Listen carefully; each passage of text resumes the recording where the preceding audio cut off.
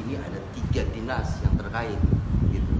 BPCB itu untuk cagar budaya, ini termasuk cagar budaya, terus di sini dinas sosial keamanannya, dan dinas pariwisata juga, pengunjung datang yang ada di sini. Kalau misalnya ada kerusakan pada makam begitu, waktu itu kan ada tsunami ya. Nah, tsunami kan banyak yang rusak itu nantinya itu dari pembiayaannya dari yayasan langsung dari Belandanya gitu, yayasan Kerkhoff dari Berarti Belanda. yang kemarin itu bantu karena tsunami itu ya Pak? Tidak dibantu, mereka nih setiap tahun mereka masih harus ada kasih laporan begitu, karena pembiayaannya ini dari masing-masing keluarga. Pembiayaan pengelolaan Yayasan nanti disalurkan ke yayasan Kerkhoff yang ada di sana gitu.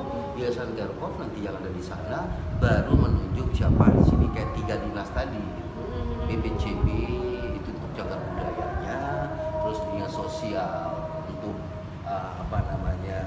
sosial untuk perawatannya, potong rumput ya.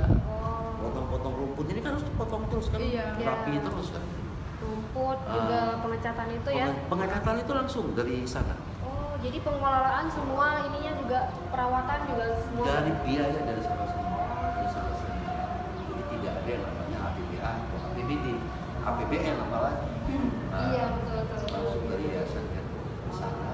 Tapi nanti untuk pengelolaannya diserahkan kepada 3 dinas tersebut. Iya. Baik, terima kasih banyak Pak sudah menerangkan ini, menjelaskan ini. Baik teman-teman, silakan dikunjungi tempat kita di Banda Aceh di Mahkamah Kerkhoff.